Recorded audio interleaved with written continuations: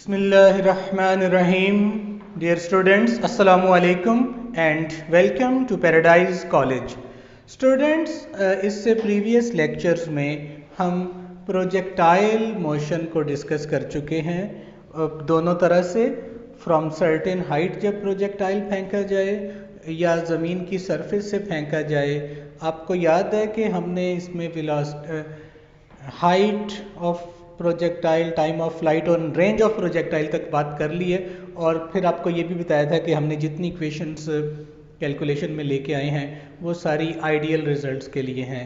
तो आज के लेक्चर में हम कुछ ऐसी इन्फॉर्मेशन आपके साथ शेयर करेंगे कि जिनमें इन चीज़ों को भी रिपीट करेंगे और हम कुछ नई बातों को भी साथ में इंटरलिंक करेंगे।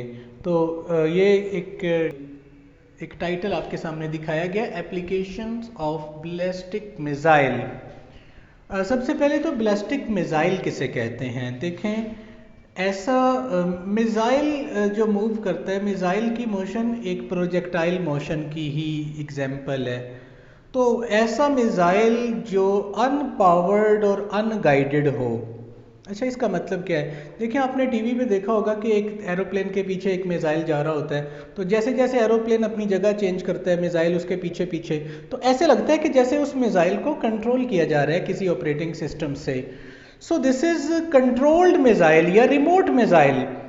लेकिन आपको मैं एक मिसाल देता हूँ कि एक गुलेल से पत्थर को आप फेंकते हैं, तो गुलेल से जब तक, कैटापल्ट से जब तक आप उसको फेंकते नहीं हैं तब तक तो आप उसकी डायरेक्शन एडजस्ट कर सकते हैं, उसके एंगल को सेट कर सकते हैं, उसकी स्पीड कम या ज़्यादा, उसको कितना ज़ोर से फेंकना है, कितना आहिस्ता फेंकना है, कितना आहिस्ता फेंकना है, ये सब कुछ आप पहले तो कर सकते हैं। लेकिन थ्रो करने के बाद वो आपके कंट्रोल में नहीं है। यानी ऐसा नहीं है कि गुलेल से पत्थर को फेंकने के बाद आप उसको कहें कि इस तरफ हो जाओ, ऐसा नहीं हो सकता। ठीक है, तो बिल्कुल ऐसे ही ऐसा मिसाइल जो अनपावर्ड एंड अनगाइडेड है, यानी उसको लॉन्च करने के बाद ना तो आप उसको गाइड कर सकते हैं, ना आप उसको मज़ीद कोई किसी किस्म की पावर सप्लाई कर सकते हैं, यानी वो आपके कंट्रोल में नहीं है, और ये कहलाता है बैलिस्टिक मिसाइल। तो बच्चों, बैलिस्टिक मिसाइल जो हैं ये बहुत लॉन्ग रेंज के लिए या बहुत दूर टारगेट के लिए नहीं हम यूज़ कर सकते। उसकी वजह ये है कि बहुत सारी रास्ते में टिपिकल सिचुएशंस आ सकती हैं, तो वो मिसाइल हमेशा अपना टारगेट जो है वो डिस्टर्ब कर लेगा अगर उसको लॉन्ग रेंज पे जाना पड़े। तो ये आमतौर पर शॉर्ट रेंज मिसाइल है, और इसका कोई पर्टिकुलर टारगेट होना भी ज़रूरी नहीं है। बाज़ औक़ात ये एक बहुत बड़े रीजन में किसी एक जगह पे हिट करने के लिए हो सकता है। सो यू कांट से कि ये कोई इसका टारगेट बहुत ज़्यादा फिक्स होगा। बहरहाल बैलिस्टिक मिसाइल कहते हैं अनपावर्ड एंड अनगाइडेड मिसाइल को, और वो जिस पाथ को फॉलो करेगा उस कर्व पाथ को कहेंगे बैलिस्टिक ट्रेजेक्ट्री। अब ट्रेजेक्ट्री की शेप कैसी होती है, आज के लेक्चर में मैं ये चीज़ें आपके सामने रखूँगा। सबसे पहले ये डेफिनेशंस आपके सामने लिख दूँ, फिर इसको हम डिस्कस करते हैं।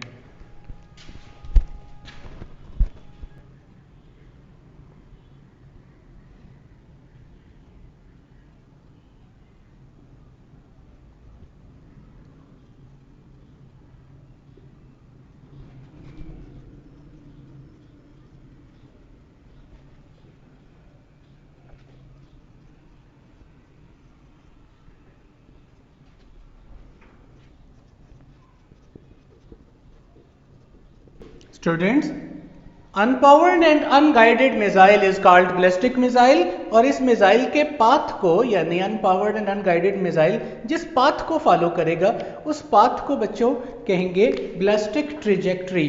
जरा गौर कीजिएगा, ट्रेजेक्ट्री किस तरह का होगा, ट्रेजेक्ट्री की एक्चुअल शेप क्या होती है, अब हम इस पे बात करने लगे हैं। पहले नंबर पे ये बताइए कि एक मिसाइल की जो मोशन है वो किन फोर्सेस के ज़ेरे असर है। इन चीज़ों को अब आपने समझना है, तो आइए हम इस चीज़ को आपके सामने रखते हैं। हम सबसे पहले बात करते हैं स्टूडेंट्स, पहले हम बात करने लगे हैं शॉर्ट रेंज के लिए, जहाँ तक अर्थ को फ्लैट माना जा सके, एंड फ्लैट अर्थ अप्रॉक्सीमेशन के लिए। ये बात हम कर चुके हैं, लेकिन अब यहाँ पे कुछ चीज़ें आपके सामने रखने लगे हैं कि फॉर एग्जांपल एक बैलिस्टिक मिसाइल का ये ट्रेजेक्ट्री हमें दिखाया गया है। Target point, point of projection, point of maximum height from where height is taken. This is range.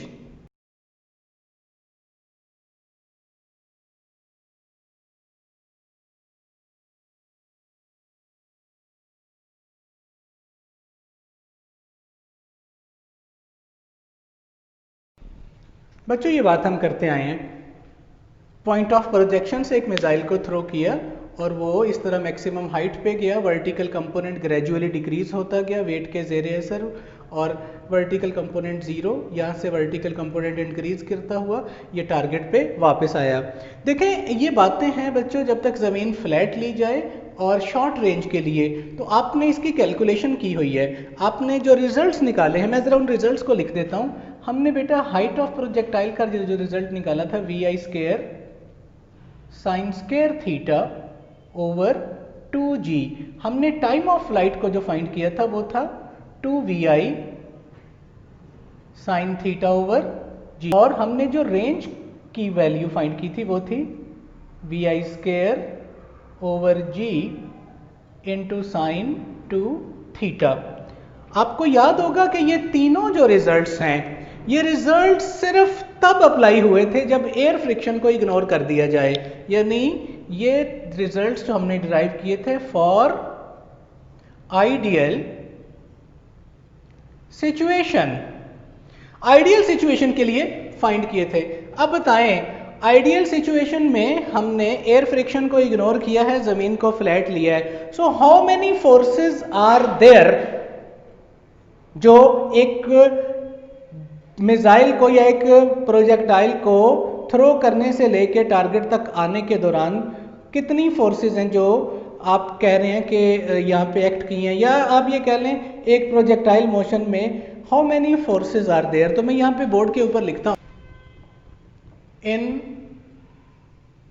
Ideal situation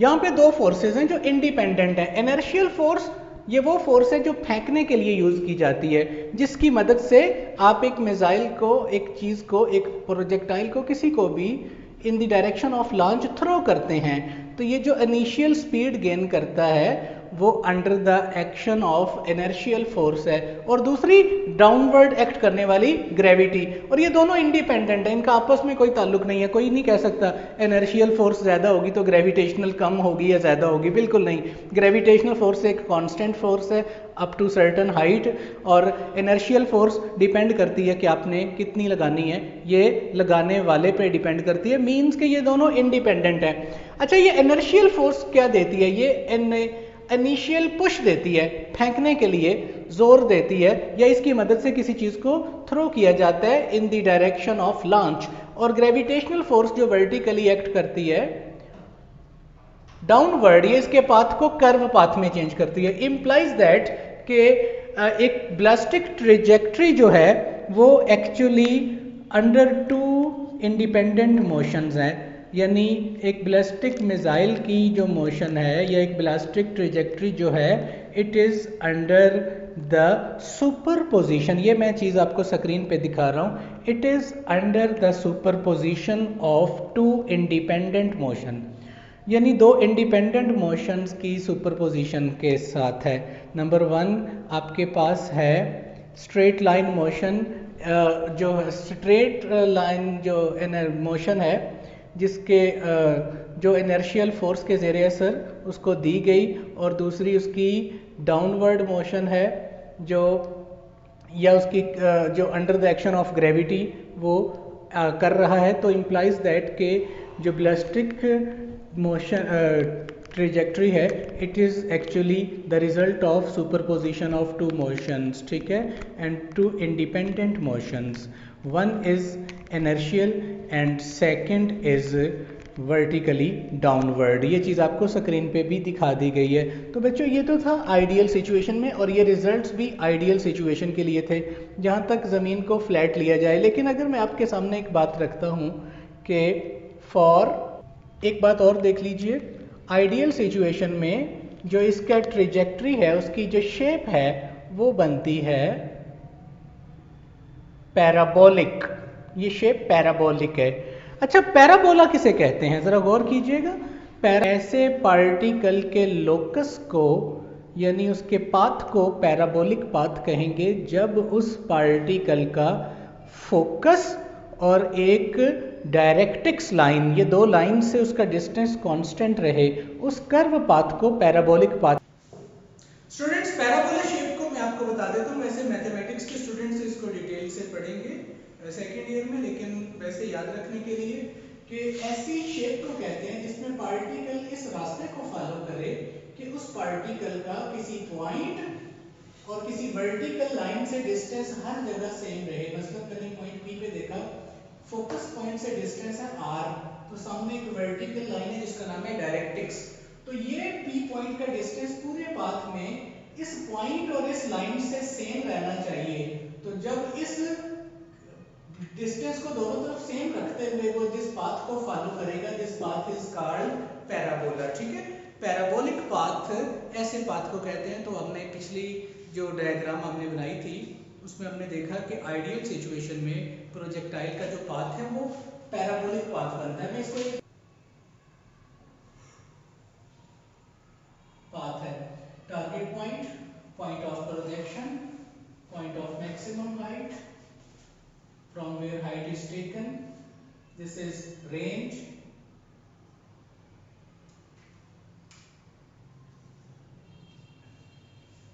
initial velocity, अर्थ की ग्रेविटेशनल फोर्स लगातार डाउनवर्ड। यहां तक बेटा आइडियल सिचुएशन है, अर्थ फ्लैट है और एयर फ्रिक्शन को इग्नोर किया तो दो फोर्सेस के ऊपर बात कर रहे हैं, इनर्शियल फोर्स और ग्रेविटेशनल फोर्स। तो इस वक्त तक तो पाथ जो है वो पैराबोलिक रहेगा। लेकिन अगर हम बात करें लॉन्ग रेंज के लिए और लार्ज टाइम के लिए, यानी एक प्रोजेक्टाइल जिसको आपने फेंका और वो अपने टारगेट तक जाने में अगर टाइम लेता है, मींस के टारगेट दूर है, तो ऐसी सिचुएशन के लिए अर्थ की जो फ्लैटनेस है वो नहीं मानी जा सकेगी। ठीक है, अगर अर्थ की शेप को आप एलिप्टिकल या जियोस्फेरिकल मानते हैं, जैसे एक अंडे की शेप है, जियोस्फेरिकल की एक्चुअल तो है जैसे एक शुतुरमुर्ग का अंडा होता है जिसके दो पोल भी बने होते हैं, दो पोलर बाइपोलर शक्ल में। लेकिन अगर आप एग शेप में भी मान लें, ठीक है, तो इस केस के अंदर या स्फेरिकल भी मान लें चलें, तो ये शेप कर्व आपको बताई जाती है आपकी बुक में। तो अगर हम ये कहते हैं कि फॉर एग्जांपल चलें, फॉर लॉन्ग रेंज, अगर लॉन्ग रेंज की बात करते हैं, मान लीजिए कि ये अर्थ की एक बाइपोलर शेप है, आपने P1 पॉइंट से किसी मिसाइल को फेंका और वो एक लॉन्ग डिस्टेंस पे P2 तक जाता है, तो इसका ये पाथ जो है वो इस तरह से आपको दिखाया जा रहा है। तो इस दौरान आप देख रहे हैं P1 से P2 तक जो अर्थ है ये फ्लैट नहीं है। अब अर्थ की जो शेप है वो आपके पास कर्व है। इट मींस कि ये कर्वेचर पाथ जो हम इन्वॉल्व होगा वो हमारे उन रिजल्ट्स को इफेक्ट कर देगा जो आपने पढ़े थे हाइट, टाइम और रेंज का। इट मींस कि अब हाइट, टाइम और रेंज वो नहीं आएगा जो फ्लैट अर्थ अप्रोक्सीमेशन में आ रहा था। दूसरी बात यह है कि जब लॉन्ग रेंज की बात करेंगे, दिस इंप्लाइज दैट, तो air friction is not ignorable. अब एयर फ्रिक्शन इग्नोरेबल नहीं है। देखिए, एयर फ्रिक्शन तो तब इग्नोर करते हैं ना जब एक चीज को फेंकें और वो 2 सेकंड के बाद गिर गई टारगेट पे, 5 सेकंड 10 सेकंड थोड़े टाइम के लिए, तो एयर के साथ कांटेक्ट इतनी थोड़ी देर का हुआ कि हम उस के इफेक्ट को इग्नोर कर सकते हैं, वो भी खास हालात में। लेकिन अगर आप एक मिसाइल को पाकिस्तान से फेंकते हैं और वो इंडिया के दिल्ली शहर में जाके गिरता है, तो अगर उसको 15 से 20 मिनट तक हवा में या इससे भी ज़्यादा टाइम तक उसको ट्रैवल करना पड़ता है, तो क्या इतने लॉन्ग टाइम के साथ के लिए जब एयर के साथ कांटेक्ट होगा, तो क्या इस कांटेक्ट के दौरान एयर फ्रिक्शन के इफेक्ट को इग्नोर कर सकेंगे? कभी भी नहीं। इसका मतलब है अब एयर फ्रिक्शन अगर इग्नोरेबल नहीं रहेगी, इसका मतलब है अब वेलोसिटी का जो x कंपोनेंट है वो भी कांस्टेंट नहीं रहेगा, क्योंकि एयर फ्रिक्शन तो दोनों कंपोनेंट्स को इफेक्ट करेगी।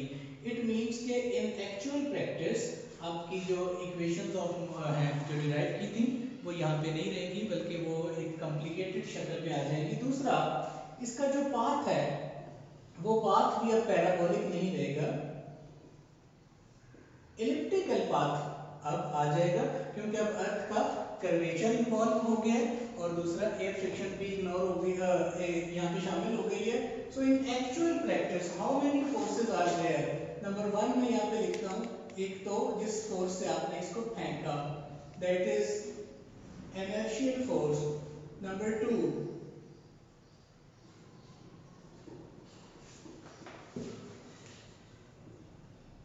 gravitational force, and number 3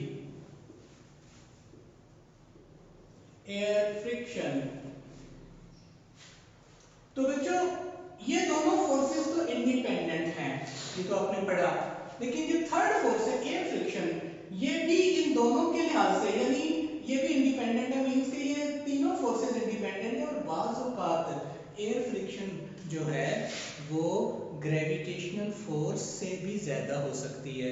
it means कि जब आप एक चीज को फेंकते हैं, एक मिसाइल को फेंकते हैं या किसी भी चीज को फेंकते हैं, तो ग्रेविटेशनल फोर्स भी वर्क कर रही है, इस दौरान एयर फ्रिक्शन है वो भी अपना रोल प्ले कर रही है, वो वेलोसिटी के दोनों कंपोनेंट्स को डिक्रीज कर रही है, उन पे इफेक्ट कर रही है।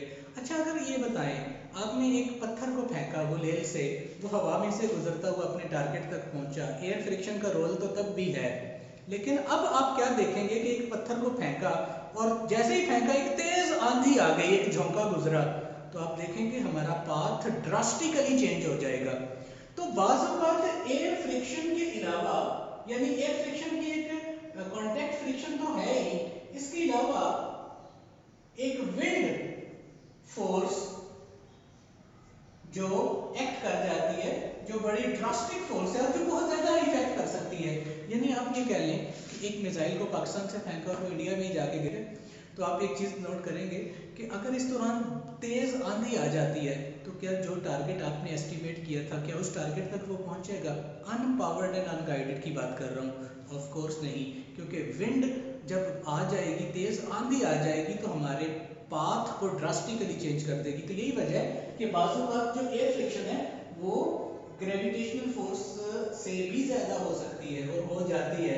सो ये जो विंड की फोर्स है ये ड्रास्टिक चेंज लेके आएगी हमारे पाथ के अंदर। सो इम्प्लाइज दैट कि इन एक्चुअल प्रैक्टिस ये एक बड़ा वास्ट सब्जेक्ट है।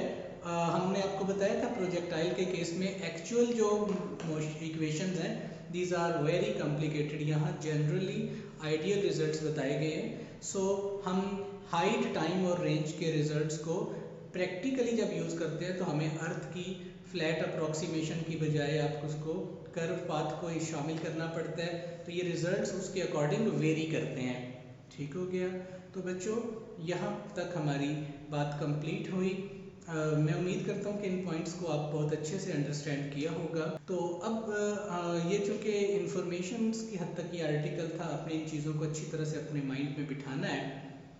लास्ट पे हम एक न्यूमेरिकल आपके सामने या एक एग्जांपल आपके सामने सॉल्व करने लगे हैं जो प्रीवियस रिजल्ट्स के लिहाज से हैं। ठीक है, तो आइए उसको शुरू करते हैं।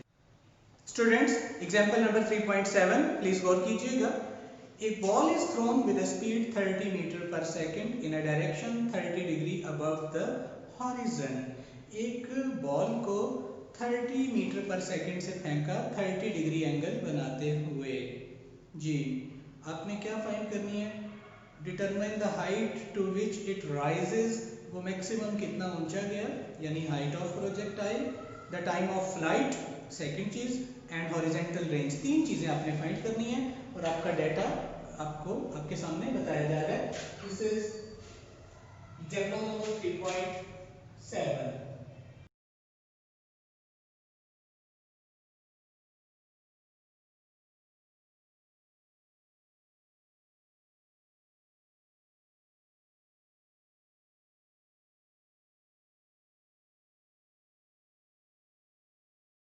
You have to determine height of projectile, time of flight, and range of projectile. These three results are required.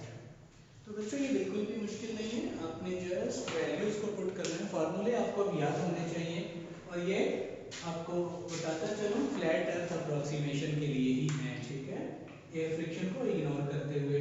We know that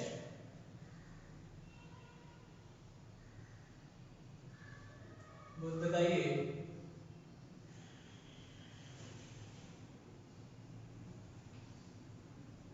height of projectile, that is h capital vi square sin square theta over 2g। तो values को बच्चों आप put करेंगे, vi है आपके पास 30, इसका square into sin 30 square over 2g कितना है 9.8, 30 का स्क्वायर 900.5। जब हम इस न्यूमरेटर को सॉल्व करके डिनोमिनेटर पे डिवाइड करेंगे तो आपके पास हाइट का रिजल्ट आएगा 11.5 meter। Second thing, now time of flight, capital T, that is 2vi sin theta over g। गौर कीजिएगा 2 vi आपके पास है 30 इंटू साइन 30 डिग्री ओवर 9.8, 32 आर 60 ओवर 9.8 और साइन 30 है 0.5। आप इन दोनों को मल्टीप्लाई करके 9.6 पे डिवाइड कीजिए 3.1 सेकेंड। इन द लास्ट हम बात करने लगे नाउ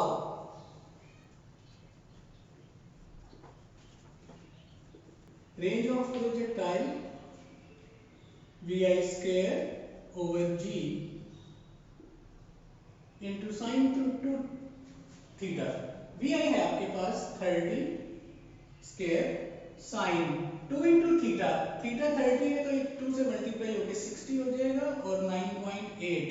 बच्चों 30 का स्क्वायर 900, sin 60 होता है 0.866 ओवर 9.8। आप न्यूमरेटर को सॉल्व करके डिनोमिनेटर पे डिवाइड कीजिए, आपके पास रिजल्ट आएगा 80 मीटर।